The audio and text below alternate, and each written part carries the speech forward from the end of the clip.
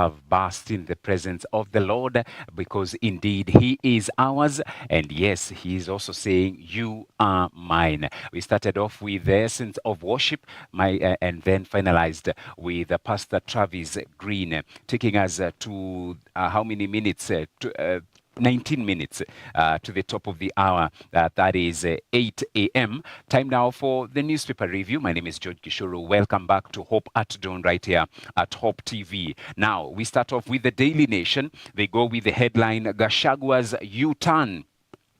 This is Gashagua's U-turn, and there is a photo there of the former Deputy President, Rigathi Gachagua, accompanied by his wife, that is Dorcas, as they attended the hearing of a case, challenging his impeachment at the Milimani Law Courts. And so here is what they are saying. Rigathi Gachagua, who was removed from office as Deputy President in 2024 following impeachment by Parliament, has abandoned his quest to be reinstated should the High Court rule his ouster was unconstitutional. Instead, the DCP leader is pursuing compensation for the salary and allowances he would have pocketed had he served the 5-year term, signaling his intent to rescue his future political career as he earns a fat check. As a story that is on page 4, and grievance, he argues hurried impeachment proceeding saw a House resolution sent to the Senate at night. And so these are the prayers that he has: quash ouster, a declaration that his impeachment was unconstitutional, unlawful, and procedurally flawed. This would allow him to vie for public office, perks, compensation for salary allowances and other benefits for a full term from 2022 to 2027 that he would have served had he not been removed from office. And then damages also that he is seeking: additional award of damages for unlawful removal from office and violation of his constitutional rights by the Senate and the National Assembly. All right. And then the figures involved: 1.2 million. Now, 1.2 million. This is the gross monthly salary of a deputy president, including a basic pay of 736,313 and 300,000 shillings house allowance. A retired official is entitled to a monthly pension equal to 80% of the last salary. And so that is what Gachagua is seeking, even as the case began yesterday. Let's wait and see how this one unfolds, because you see also there is a lot of precedents that also will be set. All right. Another story here: governor wanted by MPs over suspect 14 billion shillings payouts. Now, Kakamega Governor Fernandez Barasa is among former executives of the Kenya Electricity Transmission Company, KETRACO, wanted by MPs to answer questions on irregular payments of 14 billion shillings in way leave compensation. The National Assembly Public Accounts Committee wants Barasa to respond to queries raised in an audit, including inflated payments. That story is covered on page number 10. And then I see the sports page here. Sebastian Sawe, super shoes and supersonic marathon speed. That is what they are looking at. And he clocked 1 hour, 59 minutes and 30 seconds to set a new world record. That is the first human being to run a full marathon sub 2 hours. Wow.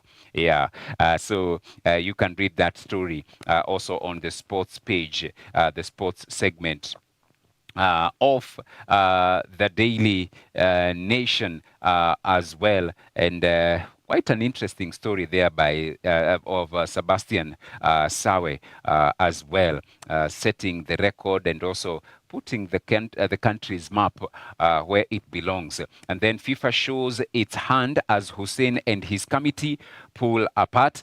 And of course, this is the standoff between FKF chair president, that is Hussein Mohammed, and the other NEC members, including his deputy, that is none other than McDonald Mariga. So let's see again, because FIFA is saying that they should have exhausted every other means before suspending him, and also they want evidence on the same. Let's go to the Standard newspaper. And what they are looking at, there's a photo there of a smiling former Deputy President Rigathi Gachagua, and they say billion shilling suit. That is what they are talking about. Billion shilling suit seeking justice. Former Deputy President Rigathi Gachagua, who was impeached in October 2024, had his day in court yesterday as his lawyers challenged the process, terming it rushed, biased, and politically driven. They argued he was denied a fair hearing and raised claims of bribery and ignored court orders. If he succeeds, the case could open the door to billions in benefits and compensation claims against the state. And so the Gachagua impeachment, the timeline, you remember early October 2024, impeachment motion was tabled in the National Assembly. October 4th, 5th, public participation held. It would later be challenged as rushed and flawed. October 8th, members of parliament pass impeachment motion. Case moved to the Senate. Mid-October, Senate hears the case in plenary. Gachagua's lawyers allege bias, limited hearing time, and procedural breaches. Mid-October, Senate upholds impeachment on 5 charges. Gachagua is removed from office. October 18th, Professor Kithure Kindiki sworn in as Deputy President. Late 2024, Gachagua files court challenge citing unfair ouster process and illegalities. April 2026, Gachagua drops reinstatement bid, now seeks compensation and full benefits. Ongoing, the High Court to rule on legality of his impeachment. The decision could actually cost taxpayers billions. And so that is what the front page of the Standard is going with this morning. And then leaders of the ODM movement have intensified calls for both internal unity and equitable power sharing ahead of the 2027 general election as the party navigates coalition negotiations and rising internal tensions. Read that as well. It's covered inside the Standard newspaper. And then for many Kenyan parents, the start of a school term no longer signals just the return of learning. It marks the beginning of a financial strain that seems to grow heavier each year.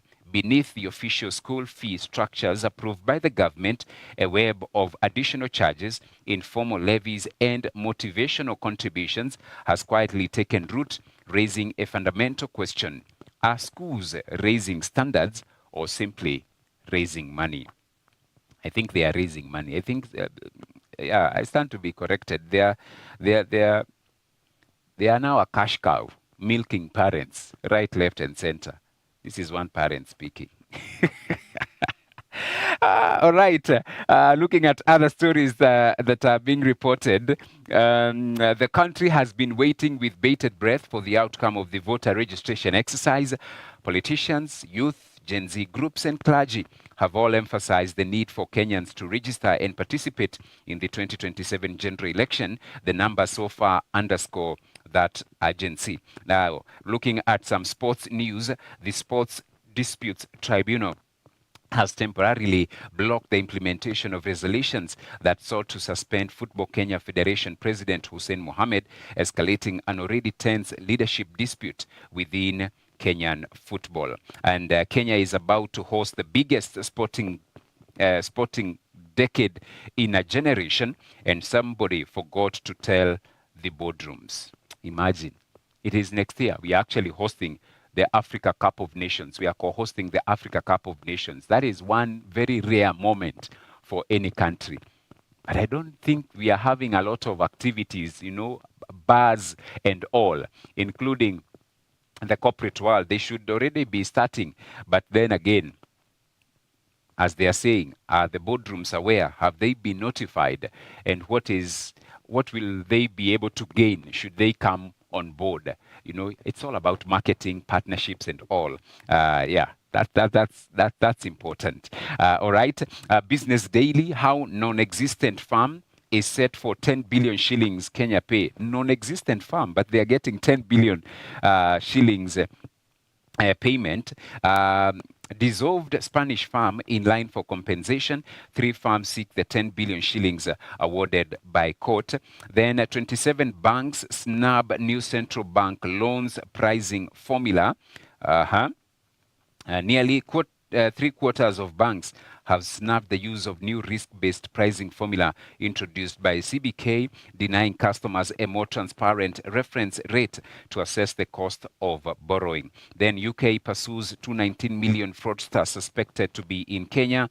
Then the Kenya Mortgage Refinance Company is scheduled to float a sustainability bond today with a target to raise 3 billion shillings. And then Anthony Mwangi, in his article on page 9, says it is time to ensure our legislative process serves the public good rather than narrow individual payoffs. Totally agree with you, Mr. Mwangi. Yeah, the legislative process, it should serve the public good as opposed to narrow individual payoffs. That's what is being reported in the dailies. A lot, as always.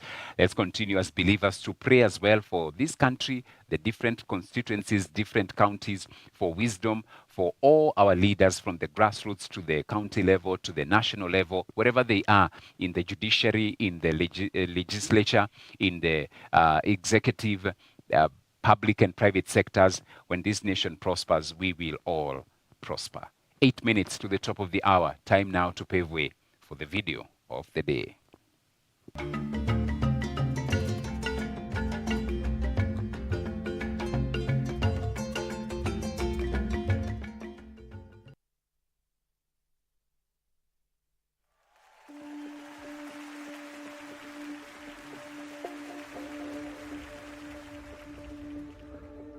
Your love is a flood and I'm dancing in the rain. You overflow my cup when you call my name.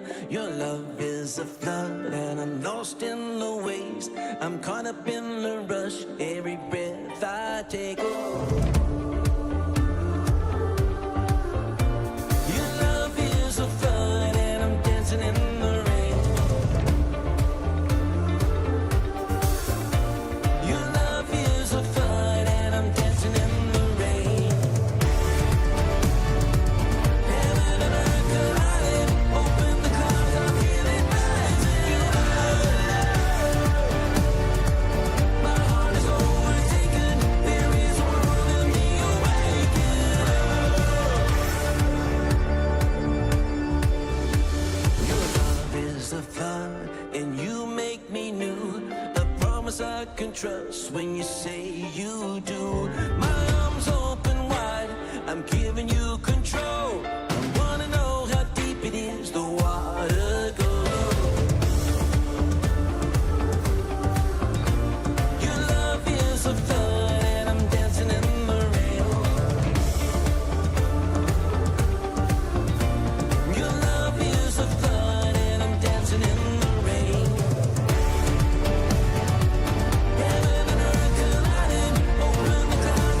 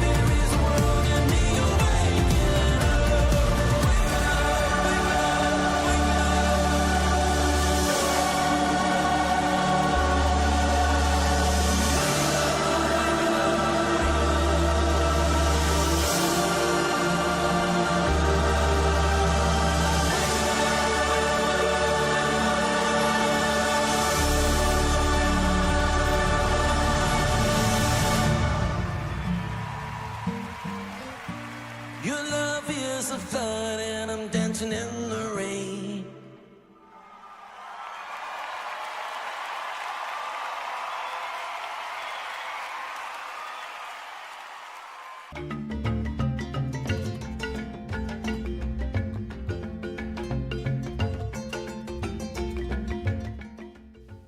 Welcome back, and that was the video of the day as done by Michael W. Smith. Title of the song is Your Love.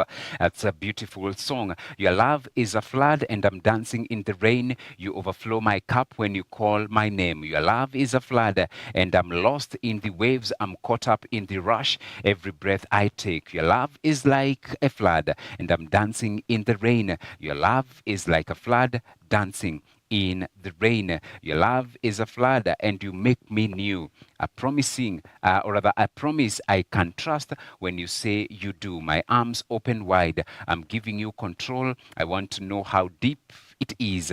The water goes. And that is the beautiful, beautiful video of the day. It's done by Michael W. Smith, and it is taking us to 3 minutes to the top of the hour. That is 8 in the a.m. Time now to pave way for the second hour of the show. And this is the segment where we have our guests as they come to share their story, the story of how they are able to take a day at a time. And this morning, we will be hosting Karen Kimunga. She's our guest this morning. Her personal insights on endometriosis. That is the conversation we'll be having in the next hour. Be part of it. Hope TV Kenya across all our social media platforms. And we will appreciate you so very much. Share the link as well. And thank you to everyone who is tuned in to the show this morning. James Wetaka, very much tuned in to the show this morning. Thank you for choosing to tune in to Hope at Dawn this morning, James Wetaka.